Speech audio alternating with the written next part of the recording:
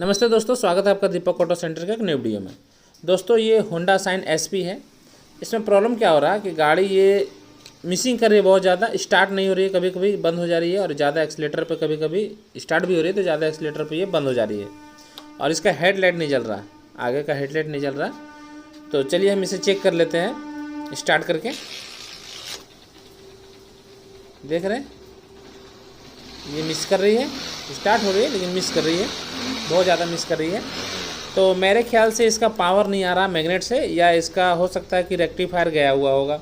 Headlight नहीं जल रहा है, तो हेडलाइट नहीं जल रहा है मतलब कि इसका ये बैटरी का पावर से स्टार्ट हो रहा है। बैटरी हल्का फुल्का चार्ज है, बैटरी के पावर से ये चली। जो जब भी ये ख़राब होगी तो बैटरी के पावर से चली होगी। बैटरी फुल चार्ज होगा, उसी का पावर से ये मुझे लगता है 2-3 दिन पहले हुआ होगा, उसी का पावर से चली। और हेडलाइट नहीं जल रही, मतलब कि इसका रेक्टिफायर या इसका मैग्नेट का आर्मेचर गया हुआ है। ये कहीं पे चेक करवाए थे तो यहाँ पर पूरा वायरिंग वगैरह काटा हुआ है। बोल रहे हैं कि हम रात में फंस गए थे, लाइट नहीं जल रहा था, तो कहीं पर हम चेक करवाए थे तो इसका वायरिंग वगैरह पूरा कट हुआ था। तो वो चेक किए थे तो वहाँ हुआ नहीं, तो हमारे पास लेकर आए हैं। तो चलिए हम इसमें चेक करते हैं कि इसमें हुआ क्या है। तो ऐसे रीजन में अगर आपका गाड़ी मिस कर रहा है और लाइट नहीं जल रहा है तो इसका रेगुलेटर से प्रॉब्लम हो सकता है। और रेगुलेटर से प्रॉब्लम हो सकता है, या हो सकता है कि आर्मेचर से पावर ही ना आ रहा हो, या ये भी हो सकता है कि आर्मेचर से पावर आ रहा है और रेक्टिफायर से पावर नहीं आ रहा है। तो चलिए मैं आपको इसको सीट खोल के बताता हूँ। ये देखिए यहाँ पर ये रेक्टिफायर लगा हुआ है, ये रेगुलेटर है, ये रेगुलेटर हो गया। तो इसे हमें चेक करना है कि पावर आ रहा है या नहीं आ रहा है। रेगुलेटर में इनपुट आ रहा है, आउटपुट आ रहा है या नहीं आ रहा है, वो भी चेक करना होगा। तो चलिए सबसे पहले हम चेक कर लेते हैं। सेल्फ वगैरह नहीं ले रहा है और ये इसका लग रहा है कि टैंक का तार खुला हुआ है, फ्यूल वाला मीटर अप डाउन हो रहा है। तो चलिए हम सबसे पहले क्या क्या चेक करेंगे इसमें। सबसे पहले तो हमें बाहर में रेक्टिफायर खोलना होगा, तो बाहर में सबसे पहले हम आर्मेचर का ही करंट चेक कर लेते हैं। तो यहाँ पर आर्मेचर से 2 वायर आते हैं बाहर, एक वाइट कलर का, एक ग्रीन कलर का। वाइट हो गया मेन और ग्रीन कलर का हो गया आपका नेगेटिव। तो पैनल खोल लेते हैं, पहले पैनल खोल लेते हैं। एक स्क्रू रहता है इसमें, स्क्रू खोलकर पैनल खोल लेते हैं और पैनल खोलकर हम इसका करंट को चेक करते हैं किक मारकर। इस पैनल को हमने खोल लिया, स्क्रू खोल लिया, पैनल को खोल लिया। ये पैनल को हम खोल लिए। अब हम इसका सॉकेट को खोलेंगे। इसका सॉकेट को खोलकर और इसका दोनों वायर में किक मारकर करंट को चेक करेंगे, करंट आ रहा है या नहीं। ये न्यूट्रल का है, न्यूट्रल लाइट जलने के लिए वायर। ये पिकअप कॉइल का हो गया ब्लू पे येलो, और इसका ये मेन तार। 3 तार आते हैं मैग्नेट से, एक पिकअप कॉइल का और एक मेन करंट और एक ग्रीन हो गया बॉडी अर्थ। तो ये इसका मेन सॉकेट है, इसी में हमें चेक करना होगा। अगर इस जगह पे करंट आ रहा है तो समझिए कि इसका रेगुलेटर से कोई फॉल्ट है, और इसमें अगर करंट नहीं आ रहा तो आर्मेचर से फॉल्ट है। तो चलिए हम इसे एक वायर डालकर चेक करते हैं। तो इसमें हम एक वायर डालेंगे, वायर डालकर इसमें शॉर्ट करेंगे और शॉर्ट करके चेक करेंगे, किक मारकर चेक करेंगे।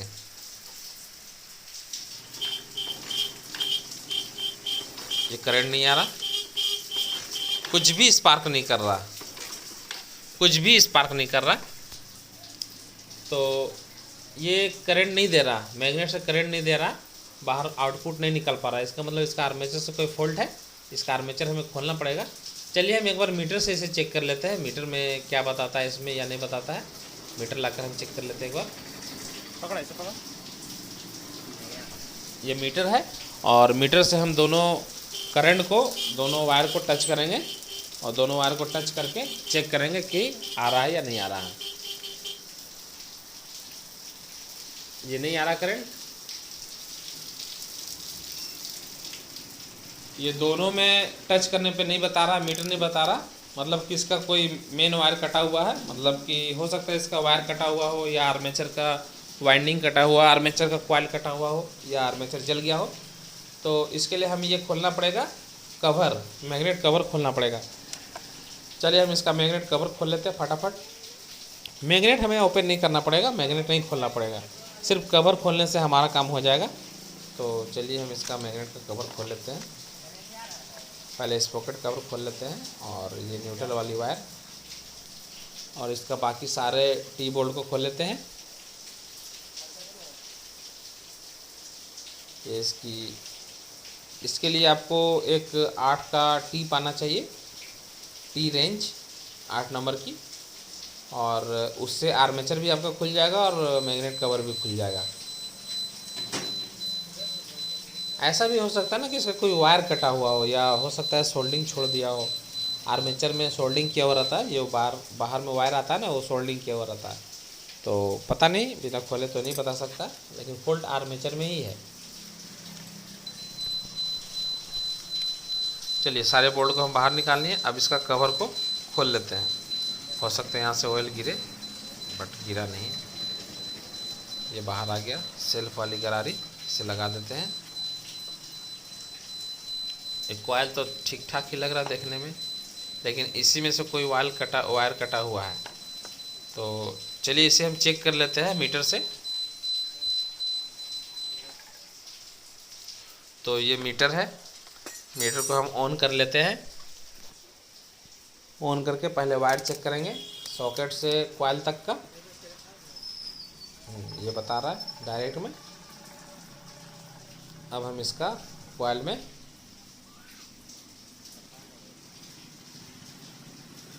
ये नहीं बता रहा। अब हम इसका ये ग्रीन वाला में लगा कर रखें, तो ग्रीन वाले में चेक करेंगे, वाइट वाले में।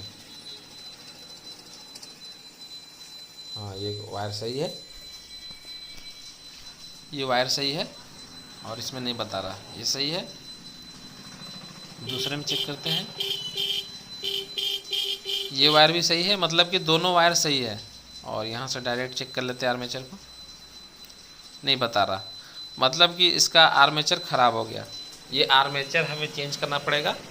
और ये पूरा कॉइल प्लेट असेंबली आता है, तो इसे हमें पूरा चेंज करना पड़ेगा। तो चलिए हम इसे खोल लेते हैं।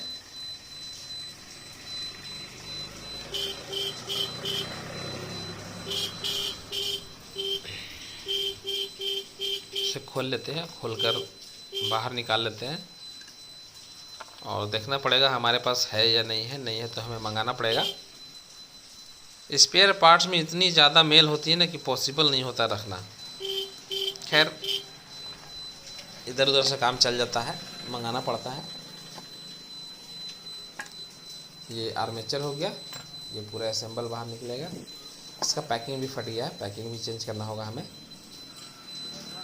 ये पूरा बाहर आ गया, जाम पकड़ा हुआ है। अब ये बाहर आ गया। तो कटोरा को उधर रख देते हैं, कवर को। और ये आर्मेचर हमें चेंज करना पड़ेगा। ये पूरा आर्मेचर देख लेता हूँ किस जगह से शॉर्ट किया हुआ है, जल जाता है ये दिख जाएगा। जहाँ से शॉर्ट होगा ना, काला काला दिखेगा आपको। ये देखिए, इस जगह पे ये जल गया है। एक पोल जो है इसका इस जगह पे जल गया है, इस कारण ये पूरा डैमेज हो गया है। ये 12 पोल का है। तो पहले वाले में 8 पोल आता था, और ये 12 पोल का है, तो हम 12 पोल का ही लगाएंगे इसमें। तो चलिए हम आर्मेचर को चेक कर लेते हैं या नहीं हमारे पास, नहीं तो फिर मंगाना पड़ेगा। नया आर्मेचर डालेंगे, चेंज करेंगे इसे। तो ये न्यू आर्मेचर लेकर आए हम, इसे फिटिंग कर लेते हैं। 3 बोल्ट आर्मेचर में, 2 पिकअप में, और एक इसका बॉडी में टाइट करने के लिए दिया हुआ रहता है।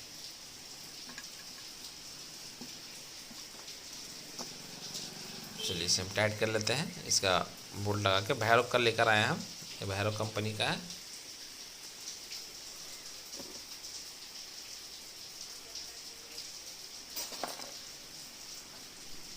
तो चलिए इसे हम टाइट कर लेते हैं फटाफट से, और टाइट करके हम इसे इंजन में लगाकर फिर करंट चेक करेंगे। उसके बाद फिर गाड़ी को स्टार्ट करेंगे। इनकी गाड़ी में सेल्फ डाउन हो गया था, मतलब कि सेल्फ नहीं ले रहा था। तो सोचे कि बैटरी डिस्चार्ज हो रहा है, बैटरी ख़राब हो गया, लेकिन ऐसा नहीं था।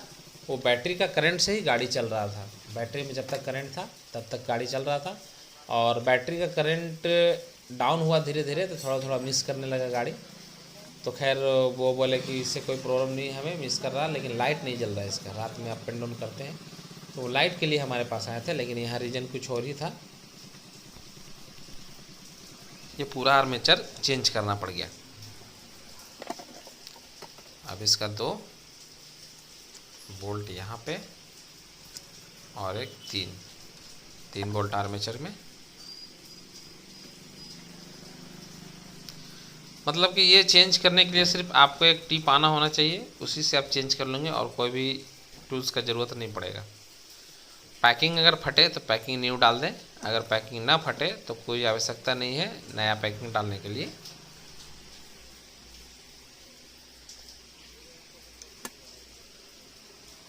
फुल टाइट कर लेंगे। अगर ये लूज़ हुआ ना तो बोल्ट निकल के फिर से आर्मेचर को मार देगा।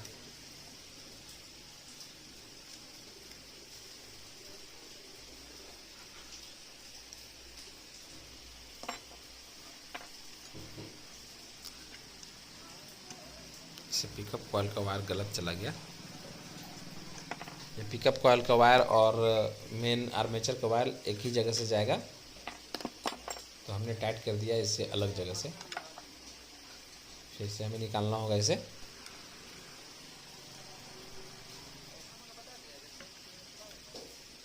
क्योंकि एक इस जगह पे एक पत्ती डाला हुआ रहता है जो कि वायर को चेम्बर में टच करके रखता है। क्योंकि अगर वायर ऊपर में आएगी ना तो वो मैग्नेट राउंड करते रहता है, तो मैग्नेट में टच करके वो कट जाएगी और कटने के बाद हो जाएगा प्रॉब्लम।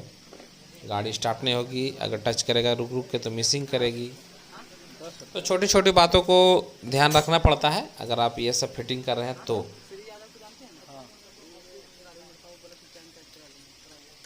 अब ये सही है, अब इसे टाइट कर लेते हैं।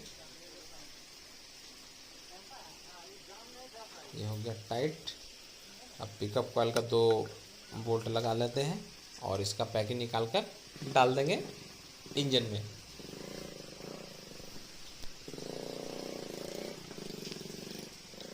ये हो गया टाइट। अब pickup coil full tight, loose नहीं रखना है, फुल टाइट करना है। ये हो गया कंप्लीट। अब चलिए हम एक बार इसे मीटर से टेस्ट कर लेते हैं, क्योंकि उस वक्त भी हमने मीटर से टेस्ट किया था तो नहीं बता रहा था। ये मीटर सही है और ये दोनों वायर में टच करेंगे जो कि पिछले वाले में नहीं बता रहा था। देख रहे हैं, इसमें बता रहा ये सही है मीटर, पिछले वाले में नहीं बता रहा था।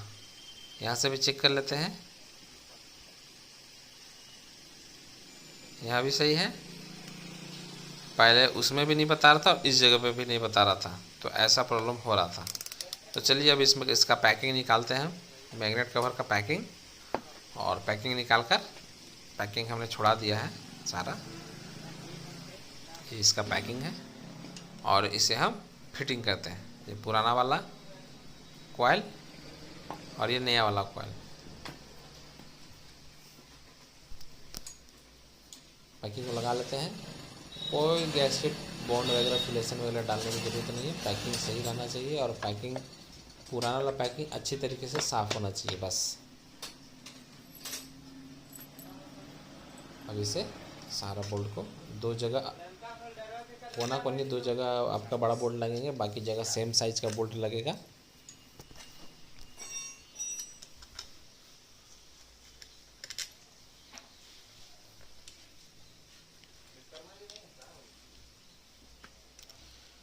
चलिए अब इसे टाइट कर लेते हैं, सारे टी बोल्ट को टाइट कर लेंगे। ये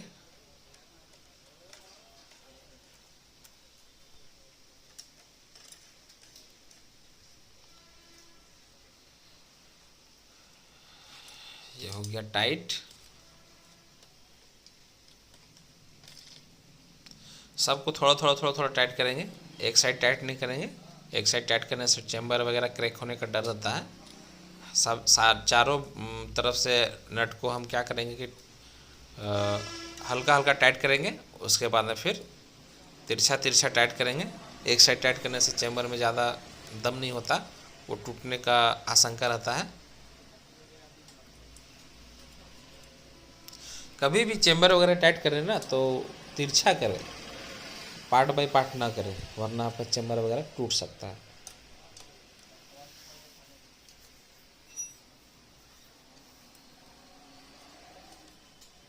चलिए सारा बोल्ट टाइट हो गया।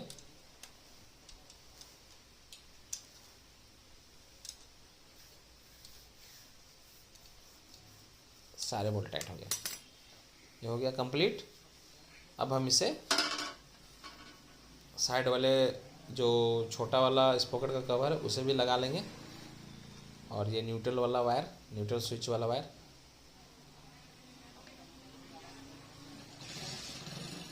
इसमें करंट हम चेक कर रहे थे, फिर से चेक कर लेते हैं वायर लगाकर।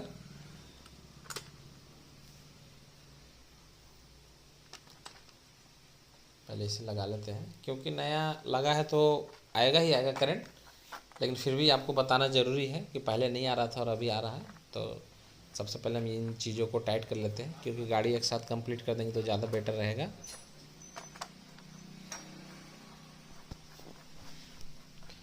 गियर लीवर वगैरह खोलने का कोई ज़रूरत नहीं है, ऐसे ही खुल जाता है।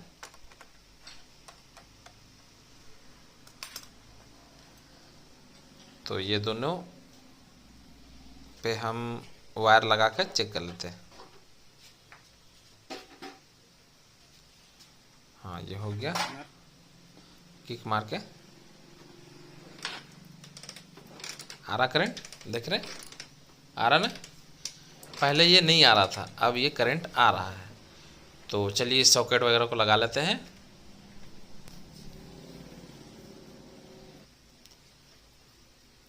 इस सॉकेट को लगा लेंगे, और पिकअप कॉइल का और न्यूट्रल स्विच का, इन सभी वायर को अच्छी तरीके से लगा लेंगे।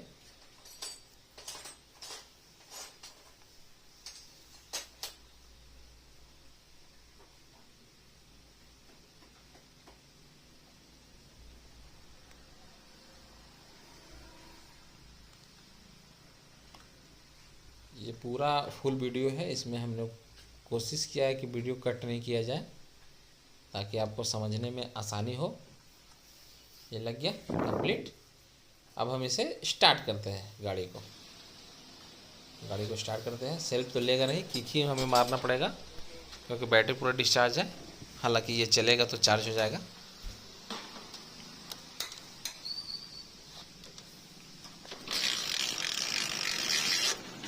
ये स्टार्ट हो गई, लाइट भी जल रहा है, दोनों लाइट जल रहा है, अपर डिपर दोनों जल रहा है। पहले लाइट ही नहीं जल रही थी, लाइट के लिए ही आए थे हमारे पास।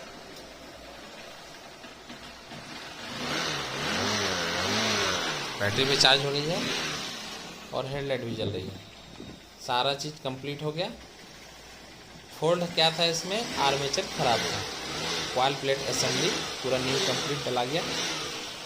पहले स्टार्टिंग और लाइटिंग कॉइल अलग आता था, लेकिन अब ऐसा नहीं है, अब एक ही कॉइल होता है लाइटिंग के लिए भी और स्टार्टिंग के लिए भी, क्योंकि ये सारे कॉइलें डीसी, पूरा वायरिंग कॉइल वगैरह सारा चीज़ डीसी हो गया। पहले एसी था, तब ये डीसी हो गया।